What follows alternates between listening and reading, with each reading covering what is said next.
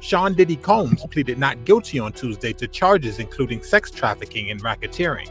Federal prosecutors in Manhattan unsealed a 3-count indictment, alleging the music mogul used his business empire to carry out criminal activity, dating back at least 16 years. U.S. Attorney for the Southern District of New York, Damian Williams. As alleged, Combs used force, threats of force, and coercion to cause victims to engage in extended sexual performances with male commercial sex workers, some of whom he transported or caused to be transported over state lines. Combs allegedly planned and controlled the sex performances, which he called freak-offs, and he often electronically recorded them. The indictment did not specify how many women were alleged victims. The judge, after a hearing, ruled that Combs... Did they say they only listed male services? He only used the services of males? Hold on. They didn't say nothing about females. They just said he... Hold on. Transported over state lines. Victims to engage in extended sexual performances. U.S. Attorney for the Southern District of New York, Damian Williams. As alleged, Combs used force, threats of force, and coercion to cause victims to engage in extended sexual performances with male commercial sex workers. All right, so that's interesting, right? Because Cassie in her lawsuit said that he would make her sleep with male prostitutes, right? So this is going on to say, yeah, they're pretty much cooperating, that saying, yeah, yo, he had a thing for making people sleep with male prostitutes. They're not even talking about women. So the women was probably doing it for the free, but he was paying the male dudes, the men, to... Okay. Some of whom he transported or caused to be transported over state lines. Combs allegedly planned and controlled the sex performances, which he called freak-offs, and he often electronically recorded them.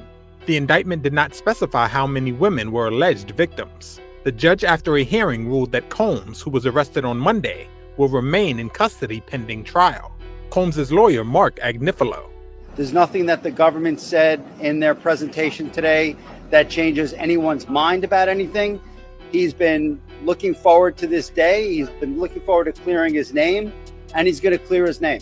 The rapper and producer faces a mandatory minimum 15-year prison sentence and up to life behind bars if convicted. A mandatory 15 years minimum. A mandatory minimum of 15 years Diddy is facing. Y'all think Diddy can handle that? Y'all think Diddy is built for doing 15 mandatory? This is non-negotiable based upon sentencing guidelines for these 3 counts that he's been indicted on. This is wow. While they're showing a picture of him holding the key to the city that he received from Eric Adams. Oh my God. Yo, this is wow. The penalties that P. Diddy Combs is facing are severe. Trey Lovell is a civil trial attorney. In terms of the lawyers and the judges, he's got a good defense team, and they've been anticipating this. This is not a surprise. They knew this was coming. They started working on his defense a while ago. This is brought by the Southern District of New York, which is a very powerful division of the federal prosecutors. And so it's in the form that it should be, and that many cases like this are.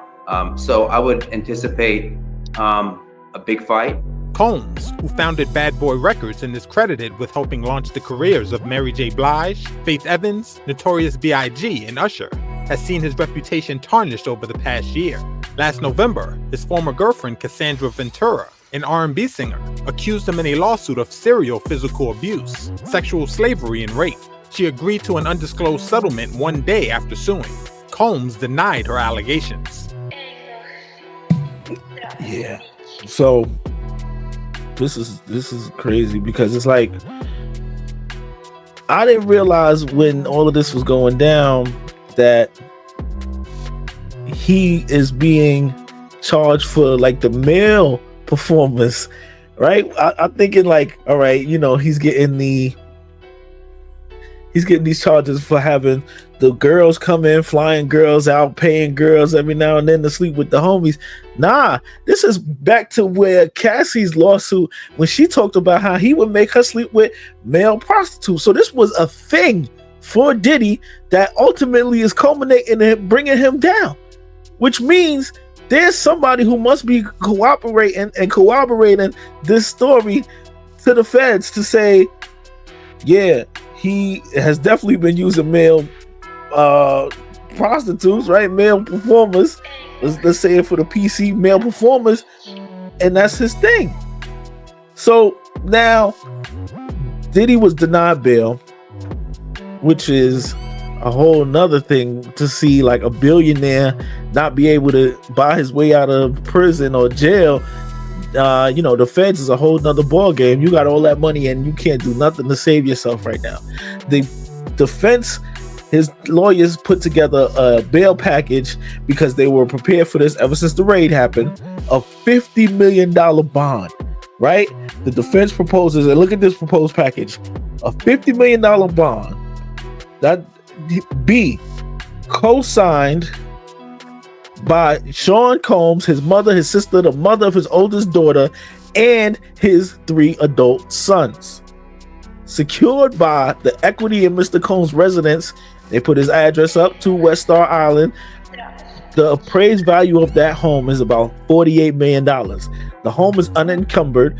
In anticipation of his bail hearing on August 20th, 2024, he paid off the remaining mortgage of about $18 million so that the home could be used to secure a bond and be free of a mortgage. So I think that probably was around the time, I would have to do a quick Google, when he sold Revolt and everything like that. When he stepped down, he sold a lot of his stocks in certain companies, things like that. So maybe at that time he started, consolidating everything so that way he can have all of this stuff put in place. D, secured by the equity of Mr. Combs' mother's home located. They put mom's address up there. Now, he's even saying, look, Ma, it's like Franklin when he was in Snowfall. Like, Ma, you got to put the house up. Like, everything got to be put up. E, Mr. Combs' travel will be restricted. He even volunteered to restrict his own movement between Florida, New York, and Jersey, right? And a lot of that is for, seeing his family, seeing his legal team, and for court dates. F, Mr. Combs' passport he surrendered it to his lawyer as of April 1st, 2024. His counsel immediately updated the prosecutors. They sent them an email letting them know, and this was during pretrial services. And then he also wants to submit the passports that they've got for his Janice, which is mom, his daughters, and they just want to make sure that they understand there is no way that he plans on escaping. They're letting them know all means that he has to escape, even if he wants to use somebody else's passport and his family. None of that. We're not doing none of that. We want to play this by the book. So even with that bail package that they proposed, they said no, he's not getting out of here until trial starts.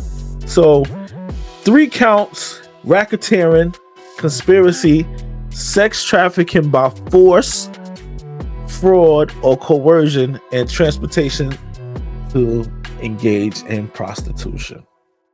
It was a 14-page indictment that they put out against Diddy, and it just doesn't look good, bro.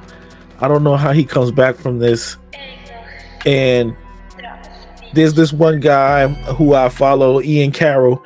He did a whole breakdown on this that I think would be good to share with you guys as well.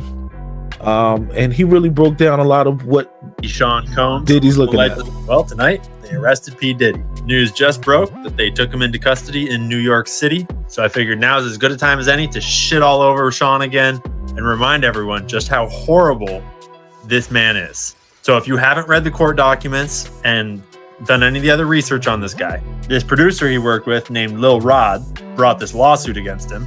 Rodney Jones v. Sean Combs. alleging RICO allegation, which is like organized crime. And he alleged that a member of this RICO organization was none other than the CEO of Universal Music Group, Lucian Grange.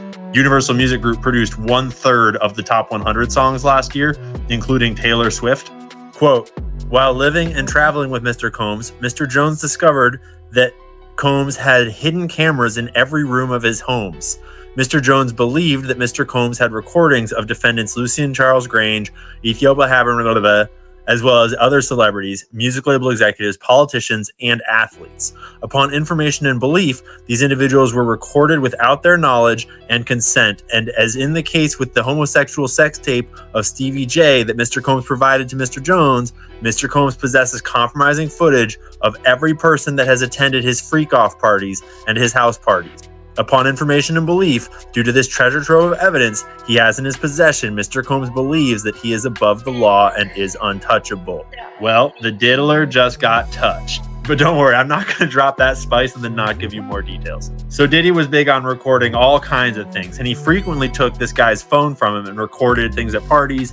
So this dude wound up with hundreds of hours of footage and audio recordings of Mr. Combs, his staff, and his guests engaging in serious illegal activity on his own cell phone, including the acquisition, use, distribution of ecstasy, cocaine, GHB, ketamine, marijuana, and mushrooms, the displaying and distribution of unregistered illegal firearms, Combs providing laced alcoholic beverages to minors and sex workers at his homes in California, New York, the Virgin Islands, and Florida. Yes, those Virgin Islands.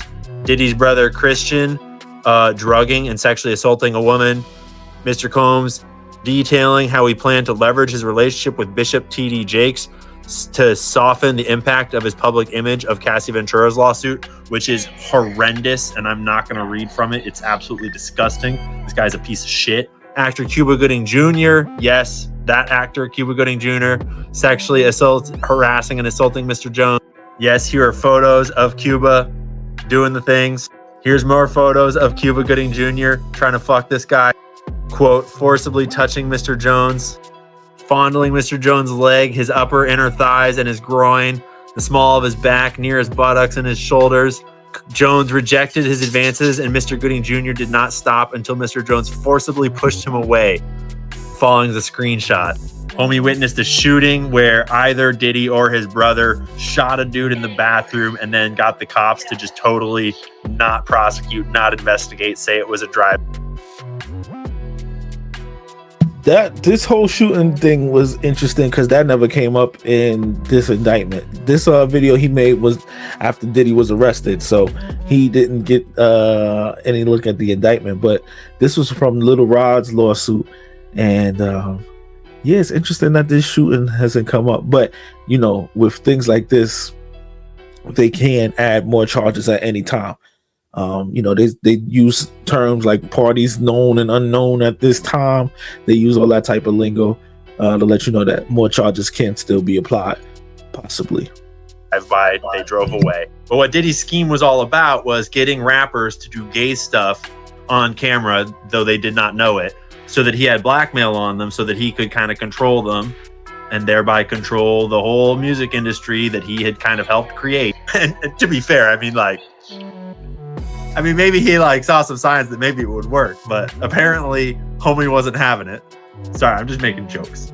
Quote, Mr. Combs, Diddy, went so far as to share a video of Stevie J anally penetrating a Caucasian male without a condom. This was done to ease Mr. Jones's anxiety concerning homosexuality. According to Diddy, this is a normal practice in the music industry. Look, even Stevie J is doing it. Diddy informed Mr. Jones that he had engaged in sexual intercourse with rapper Redacted, R&B singer Redacted, and Stevie J. Yes, Diddy's having gay orgies and using it to try to get homie to have more gay orgies because that's what he's all about. Mr. Combs promised to make sure that Mr. Jones wins Producer of the Year at the Grammys if he did gay stuff. So A, Diddy is claiming that he has the power and leverage to get some random dude to win Producer of the Year at the Grammys, and he's leveraging that to get gay sex and blackmail from that gay sex. Diddy's assistant, defendant Coram, required all employees from the butler, the chef, to the housekeepers to walk around with a pouch or fanny pack filled with cocaine, GHB, ecstasy, marijuana, gummies, Tucci, mixture of ecstasy and cocaine, at all times, so that Diddy could get high anywhere and everywhere. And yes, homeboy has photos of all of it. Diddy maintained this RICO enterprise by using threats of violence, threatening to eat his face, displaying and distributing guns in plaintiffs present, bragging about having law enforcement under control, bragging about murdering people, and bragging about bribing witnesses and jurors in the criminal case concerning the 1999 New York City nightclub shooting with Shine. Are you getting the picture yet? And it would appear that one of the ways that Diddy had law enforcement under control was through his chief of security, Fahim Muhammad, who the whole staff was allegedly told to contact if anything ever went wrong with police or law enforcement, and he would be the fixer that would make it all disappear. Well, Fahim Muhammad is the former head of security for Michael Jackson. This kid had just graduated college with like a business degree, and he became the head of security for the King of Pop at age 21 or 22. And then, whoopsies, that same year, head of Pop died. This guy was second on the scene. And then his very next job, after failing, was to become the head of Diddy's entire operation. Think about it. The head of security in a blackmail ring needs to know all the dirt, otherwise he's not securing shit. Diddy formed his record label in the first place with a lot of help, basically being selected by Clive Davis, who's got a lot of mob ties and other stuff in his history. But he's been running huge portions of the music industry before we were all born. We're talking back to signing names originally like Janis Joplin, Pink Floyd, Aerosmith, Earth, Wind & Fire. I say all of that to just show you the scope that this is not just one rapper doing bad things. This is the whole music industry. This is how it runs. Diddy is not an isolated incident. He is the status quo. And chances are he was not the only blackmail ring operating in the music industry. We'll go into that another time. If you want more details about the Michael Jackson rabbit hole, Candace Owens produced one of the best videos I have ever seen about Michael Jackson. It's a work of art. Definitely watch it. I cannot imagine how you would watch that video and not come away realizing that, holy shit, Michael Jackson was framed. All of the charges were bullshit. The FBI investigated him. They found nothing. Everyone close to him said that he never did anything to kids, and the only people that accused him of that clearly were standing to gain things from making false accusations. Go watch the video. Huge props to Lil Rod for having the guts to bring the lawsuit that eventually has now brought Diddy down, or at least gotten him into behind bars. This dude had every indication that he would get killed for doing that, and certainly that he would get blacklisted from the whole music industry. Props, bro. And thanks to 50 Cent or whoever else helped protect him and bring these charges, whoever else got his back. Good job, guys. As for this piece of shit, he's not going to last very long. He's going to squeal like a fucking pig. And there's an awful lot of powerful people that cannot have that. So watch out for the Epstein treatment. Diddy did not kill himself. And I guarantee you that the FBI is not going to be releasing all those tapes of all those celebrities and politicians and powerful executives that he has blackmail on. They're keeping that shit locked down because that's how they do. Status quo. So key takeaways. All the music you listen to is fucking fake. They're promoting bad artists that they can blackmail so they can control them, so that they can keep running their fucking scheme, and they can give you awful messaging. Think about the messaging in all of the artists that people like Diddy have promoted. Guns, violence, hoes, drugs. That's not authentic. That's being promoted by a blackmail ring in the music industry. It's like if Jeffrey Epstein was the one choosing what music got produced so that he could perpetuate his schemes. That's what your top hits radio stations have been playing for your entire life. We're not talking about one rapper that did some bad shit. We're talking about a systemic issue that just got broadcast across national television. Now they're going to try to cover it all up with everything they've got. Don't let them. Wow. That was a lot. So, yeah. Do you think Diddy is the only person named in this indictment. So it's not like he's gonna be able to just roll on people. I don't know. Like, what is Diddy gonna do? He's in a position where it's a minimum 15 years he's facing. They found guns, they found drugs, they found over 1,000 bottles of baby oil. Yo, what the hell? Yo, hold on. This is crazy. Today, I'm announcing the unsealing of a 3-count indictment, charging Sean Combs with racketeering conspiracy, sex trafficking, interstate transportation for prostitution. The indictment alleges that between at least 2008 and the present, Combs abused, threatened, and coerced victims to fulfill his sexual desires, protect his reputation, and conceal his conduct. As alleged in the indictment, to carry out this conduct, Sean Combs led and participated in a racketeering conspiracy that used the business empire he controlled to carry out criminal activity, including sex trafficking, forced labor, kidnapping, arson, bribery, and the obstruction of justice. Let me say a little bit more about the charges. The indictment alleges that Combs abused and exploited women and other people for years, and in a variety of ways. As alleged, Combs used force, threats of force, and coercion to cause victims to engage in extended sexual performances with male commercial sex workers, some of whom he transported or caused to be transported over state lines. Combs allegedly planned and controlled the sex performances, which he called freak-offs, and he often electronically recorded them. The freak-offs sometimes lasted days at a time, involved multiple commercial sex workers, and often involved a variety of narcotics such as ketamine, ecstasy, and GHB, which Combs distributed to the victims to keep them obedient and compliant.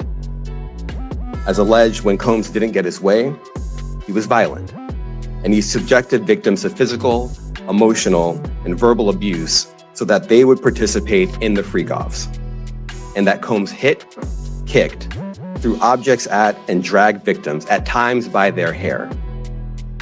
On one occasion in March of 2016, that conduct was captured on video and later reported in the media.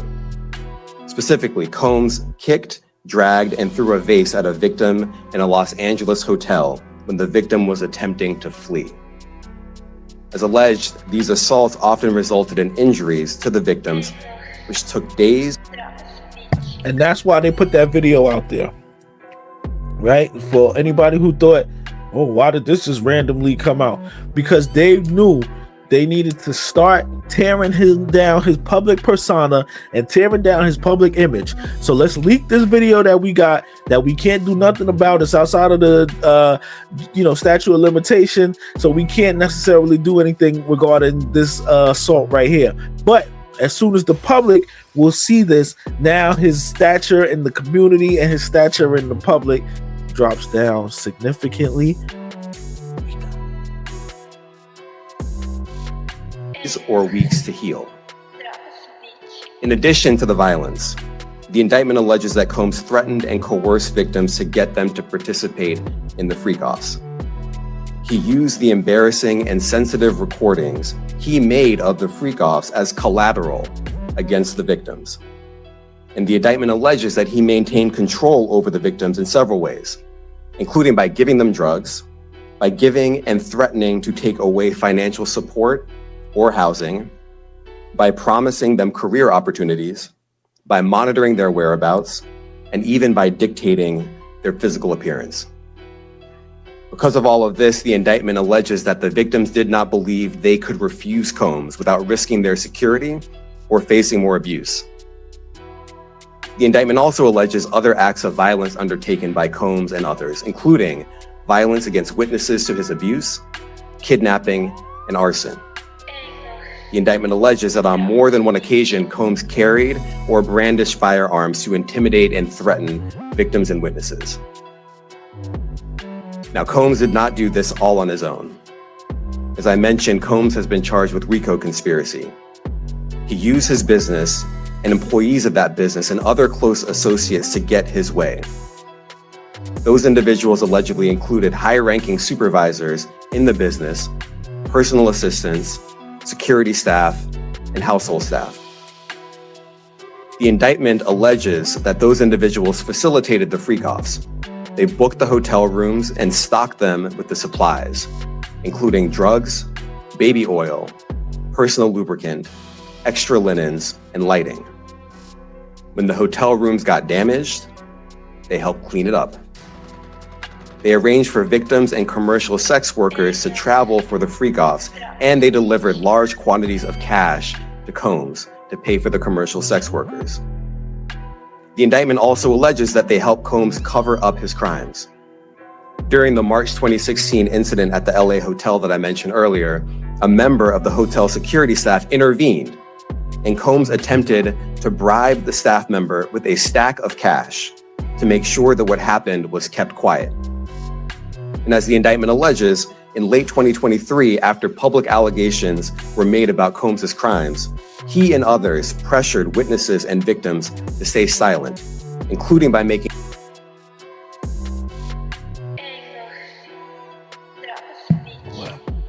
This is some heavy stuff. So, as I stated, his bail was denied. I see court reporter Megan Cuniff, if you follow her, she's got a lot of this information going on. She also was, there for the Taxstone and Troy Ave trial. She's a court reporter, but she stated that as of today, a bail hearing is set for September 18th at 3:30 p.m. So we'll find out what happens this afternoon. But man, Diddy woke up this morning in a federal lockup, and he's probably in disbelief at how everything has turned out for him, because with all that money and power, you start to think you're untouchable, right? And that's the thing with the lesson that we could all take from here, right? Where you have to understand that money is not everything, right? We strive for money, we strive for all of this materialism and all of these things, but then you see people like this who have everything and they're still unhappy internally, they're still miserable, they're still dealing with demons and grappling with certain things that it's just wickedness, bro. Like, you know what I mean? There's people in this world who really went to this man with a God-given talent and just wanted to be able to provide for their family and make a living based off what the talent and the gift that they have. And he over here whipping his meat out, trying to get his off. Talking about, if you want to get through that door, this is what you gotta get through. If you want to get through that door, you gotta be my whore. That's pretty much what he's telling people. And it's like, man, that's nasty work, bro. The Lil Rod dude said he told him he could win producer of the year if you get down with the program.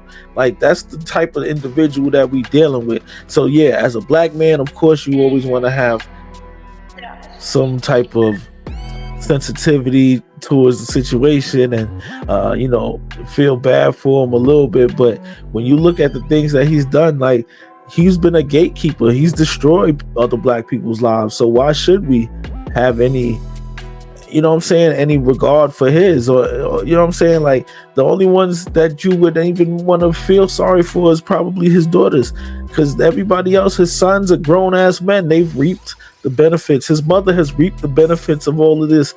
And yeah, he's been a great businessman in certain angles, but your demons could kill your angels, bro. Never let your demons kill your angels. It's always gonna be a war. It's always gonna be a battle, right? Your angels is going to be fighting your inner demons at all times, and you always got to make sure your angels prevail, because if your demons get the best of you and you get away with it, it don't seem as bad the first couple times, the next thing you know, you just a full-blown demon. So we're going to see how this situation plays out. Say, since 15 to life, Diddy.